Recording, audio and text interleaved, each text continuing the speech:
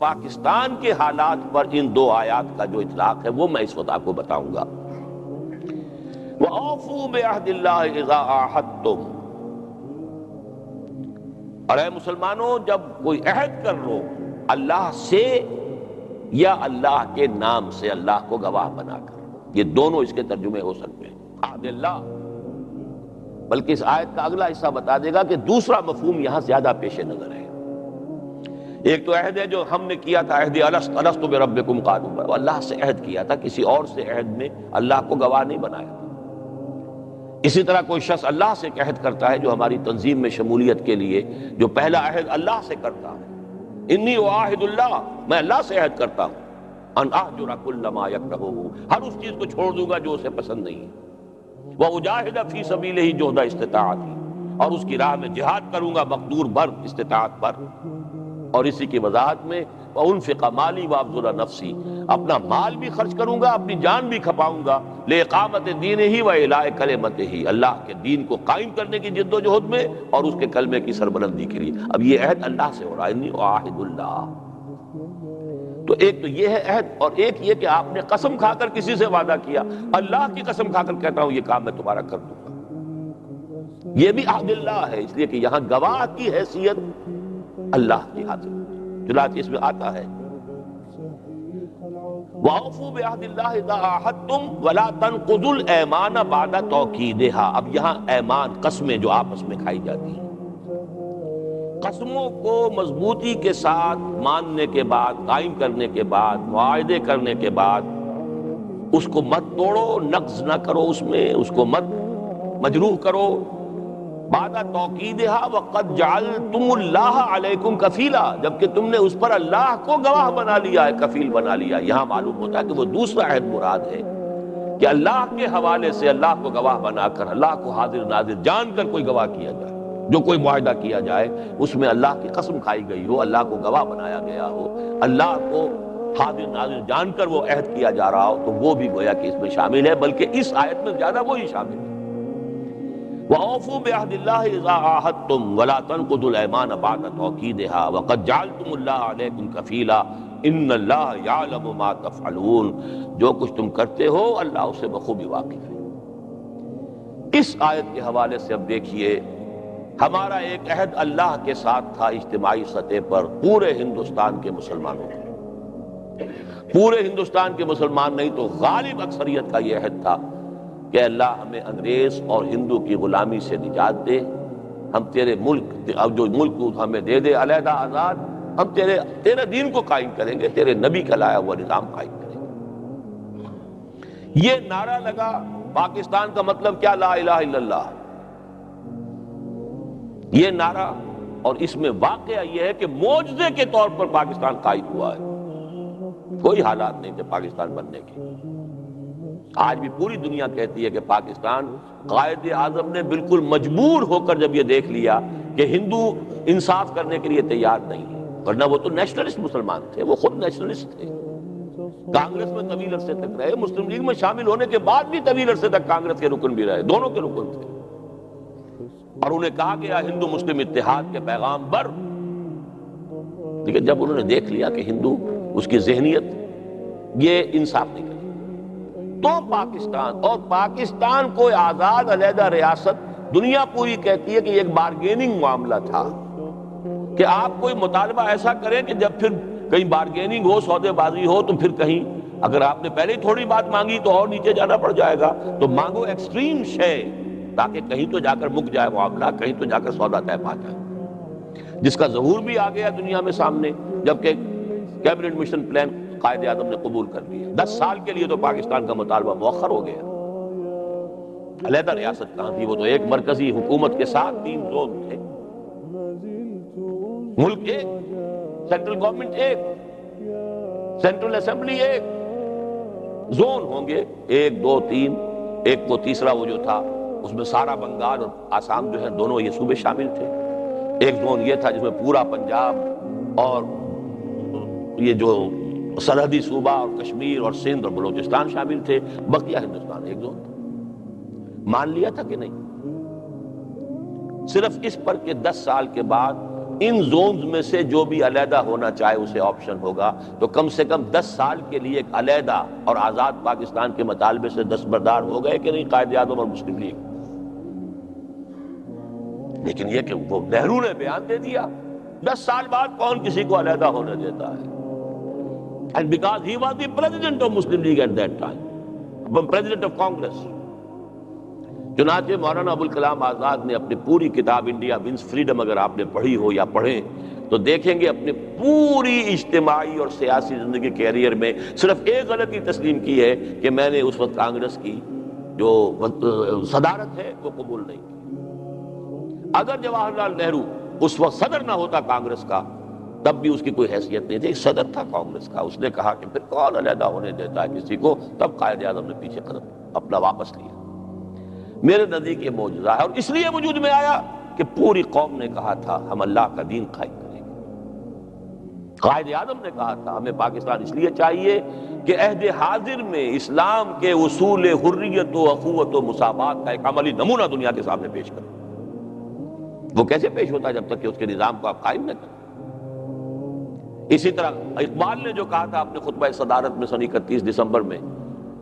کہ مجھے یقین ہے کہ ہندوستان کے شمال مغرب میں ایک آزاد مسلمان ریاست قائم ہوگی، یہ تجویز نہیں تھی، یہ ایک طرح کی پروفیسی تھی، ایک طرح کی پیشن گوئی تھی۔ ایک ویژنری انسان دیکھ رہا ہے کہ ہوگا، یقین ہے کہ یہ تو در حقیقت ایک یوں سمجھیے کہ وہ لفظ جو استعمال کیا اٹس ڈیسٹنی، یہ تقدیر مبرم ہے۔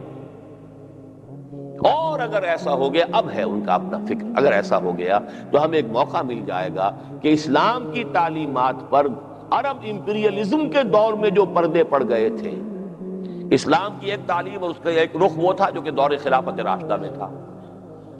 اب ایک رخ ہو گیا جو دور بنو امیہ میں ہوا، ایک رخ ہو گیا جو دور بنی عباس میں ہوا، محل بن رہے ہیں، عیش ہو رہے ہیں، عیاشیاں ہو رہی ہیں، سب کچھ ہو رہا ہے، ناؤ نوش ہے، رقص و سرود ہے، سب کچھ ہے، محلات ہیں، الف لیلہ جو ہے، بغداد کی راتیں جو ہے وہ کیا تھی، کیسی تھی۔ تو یہ جو نقشہ دنیا کے سامنے آیا اسلام کا، ان پردوں کے پیچھے اسلام کی اصل تعلیمات چھپ گئی۔ تو ہمیں موقع مل جائے گا کہ اسلام کی تعلیمات پر جو پردے پڑ گئے ہیں دور ملوکیت میں، عرب امپیریلزم کے دور میں، انہیں ہٹا کر اصل اسلام کا چہرہ انور جو ہے دنیا کو دکھا دیں۔ یہ تھا مفکر پاکستان، مجوز پاکستان، مصور پاکستان تو اقبال ہے، اس نے تو یہ تصور دیا، قائد اعظم نے دیا۔ لیکن ہم نے کیا کیا؟ 50 برس قمری حساب سے ہو چکے، اوپر 11 مہینے گزر گئے، شاید زیادہ یہ کہ 10.5 مہینے کہہ لیجئے گزر چکے۔ پچھلے سال کے رمضان میں 27ویں تاریخ کو 50 برس ہو چکے، شمسی حساب سے اب 14 اگست کو ہو جائیں گے، اس میں کہہ دیجئے کہ 8 مہینے باقی ہیں۔ اور کہاں ہے وہ اسلام، کہاں ہے وہ اصول حریت، کہاں ہے وہ اصول مساوات، کہاں ہے وہ اخوت اسلامی؟ یہاں تو ایتھنک، لنگوسٹک، ٹرائبل اور مذہبی تقسیم بھی ہے، خوریزی بھی ہے، وقتاً فوقتاً کبھی وہ بلوچوں اور پٹھانوں کے درمیان ہو جاتی ہے، بلوچستان میں، کوئٹے میں۔ کراچی نے تو جو کچھ دیکھا ہے وہ آپ بہرحال مجھ سے زیادہ چشمدید گواہ ہے، اندرون سندھ جو کچھ ہوا وہ سب آپ جانتے ہیں، یہی ہو رہا ہے۔ اور اب شیعہ سنی کا جو دھندا چل رہا ہے، اب ذرا کراچی میں کچھ ٹھنڈا ہوا ہے تو پنجاب کے اندر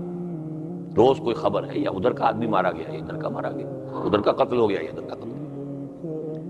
یہ ہے اصل میں وہ فینومینن، اللہ کے ساتھ کیے ہوئے عہد، اجتماعی عہد کی خلاف ورزی، جس پر جو اللہ نے ہمیں سزا دی ہے، اس کا عنوان ہے نفاق۔ اور یہ میں کئی دفعہ یہاں بیان کر چکا ہوں، سورہ توبہ کی آیات 75، 76، 77۔ منافقوں کی ایک خاص قسم اللہ نے بیان فرمائی، وَمِنْهُمْ مَنْ عَاهَدَ اللَّهَ، ان میں سے کچھ لوگ وہ بھی ہیں جنہوں نے اللہ سے عہد کیا تھا، لَئِنْ آتَانَا مِنْ فَضْلِهِ، اگر اللہ ہمیں اپنے فضل سے نواز دے گا، غنی کر دے گا، دولت مند کر دے گا، لَنَصَّدَّقَنَّ وَلَنَكُونَنَّ مِنَ الصَّالِحِينَ، خوب صدقہ خیرات کریں گے، بالکل نیک بن جائیں۔ فَلَمَّا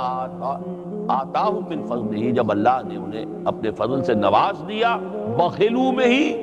اب بخل کیا، وَتَوَلَّوْا وَهُمْ مُعْرِضُونَ، اپنے رخ ہی موڑ لیا، ہم سے پیٹھ ہی پھیر کر چل دیا۔ تیسری آیت کا پہلا ٹکڑا صرف سنا رہا ہوں، پوری آیت پڑھنے کی میرے اندر ہمت نہیں ہے، پڑھتا ہوں جب تلاوت کرتا ہوں، اس وقت مجھے اس پر بھی وضاحت بہت کرنی بھی پڑ جائے گی۔ فَأَعْقَبَهُمْ نِفَاقًا فِي قُلُوبِهِمْ، تو اللہ نے اس جرم کی پاداش میں، اس وعدہ خلافی کے پاداش میں ان کے دلوں میں نفاق پیدا کیا۔ پوری دنیا میں بحیثیت مجموعی منافق قوم مسلمانوں نے پاکستان سے بڑھ کر کوئی نہیں۔ نمبر ایک، نفاق باہمی، قوم قومیتوں میں تحلیل ہو گئی، یہ نفاق باہمی کہلاتا ہے۔ دوسرا نفاق عملی، جھوٹ، وعدہ خلافی اور خیانت۔ حضور نے فرمایا آیت المنافق ثلاث، وَإِن صَامَ وَصَلَّى وَزَعَمَ أَنَّهُ مُسْلِمٌ، منافق کی تین نشانیاں ہیں، خواہ وہ نماز پڑھتا ہو، روزہ رکھتا ہو اور اپنے آپ کو اپنے تئیں مسلمان سمجھتا ہو، لیکن اگر یہ تین چیزیں ہیں تو کٹر منافق ہے۔ اذا حدث کذب، جب بولتا ہے جھوٹ بولتا ہے، وَإِذَا وَعَدَ أَخْلَفَ، وعدہ کرتا ہے خلاف ورزی کرتا ہے، وَإِذَا اؤْتُمِنَ خَانَ، اور جب کہیں امین بنا دیا جائے، چاہے وہ اختیارات کی امانت ہو چاہے وہ پیسے کی امانت ہو، خانہ، خیانت کرتا ہے۔ ایک دوسری حدیث میں چوتھی علامت بھی بیان کی گئی، وَإِذَا خَاصَمَ فَجَرَ، اگر کہیں جھگڑا ہو جاتا ہے تو فوراً آپے سے باہر۔ آپے سے باہر ہونے میں زبان کا غلط استعمال بھی ہے، اور جو قتل و غارت، چند روپوں کے اوپر بھی قتل ہو رہا۔ چاروں نشانیاں آپ کے معاشرے میں، اور بڑے تلخ الفاظ ہیں، ہمارے معاشرے میں، ہماری قوم میں جو جتنا بڑا ہے، الا ماشاء اللہ، ہوں گے کچھ لوگ ہیں، وہ استثناء ہے، ایکسپشنز پروو دی رول، دنیا کا قاعدہ ہے، جو جتنا بڑا ہے اتنا ہی بڑا جھوٹا، اتنا ہی بڑا بے ایمان اور خیانت کرنے والا، اتنا ہی بڑا وعدہ خلاف۔ تو یہ سزا ہمیں مل رہی ہے اس وعدے کی کہ جو ہم نے اللہ سے کیا۔ اس کے بعد جو اللہ کے نام پر عہد کیے جاتے ہیں، صدر مملکت عہد کرتا ہے، وزراء عہد کرتے ہیں، ججز عہد کرتے ہیں، ہماری قوم میں یہ عہد کتنے کچھ نبھائے گئے۔ دستور کا عہد کر کے ہی کوئی شخص کمانڈر ان چیف بنتا ہے، اور وہ حکومت ختم کر کے اور دستور کا عہد کرتا ہے پابندی کا، اور ماشاء اللہ نافذ کر دیتا ہے۔ اور 11 برس تک اسلام اسلام اسلام اسلام کرتا ہوا رخصت ہوتا۔ پہلے یہ ایوب خان نے کیا، بعد میں انہوں نے کیا۔ کتنا بڑا عہد تھا۔ قانون کے اندر اس شخص کی سزا موت ہے، ہمارے یہاں نظام ہی اس پر بنتے ہیں۔ اسی طریقے سے جو کچھ ہمارے وزراء اور ذمہ دار لوگ، اب جو غمن کو اتنے کروڑ کا اور اتنے کروڑ کا اتنے کروڑ کا، کوئی بھی دور تھا کوئی 10-20 روپے کی رشوت ہوتی تھی تو اس پر بھی دل کے اندر خلش ہوتی تھی، یہ کیا کر رہے ہیں۔ اب کیا ہے، اربوں کا معاملہ ہوتا ہے، اور ظاہر بات ہے جو پوزیشن میں ہوتے ہیں وہ ثبوت نہیں چھوڑا کرتے۔ کوئی رشوت یا کمیشن جو ہے چیک سے تو نہیں لے گا کہ فلاں صاحب کے نام یہ چیک ہے، اور ہے بھی وہ کراسڈ ہے یا اکاؤنٹ پہ ہی چیک ہے، اس سے کوئی لے گا؟ کوئی بے وقوف ہے؟ وہ تو بریف کیس یا ٹرنک بھرے ہوئے جو ہوتے ہیں ان میں ہوتی ہے، اس کے ذریعے سے ہوتا جو ہوتا ہے۔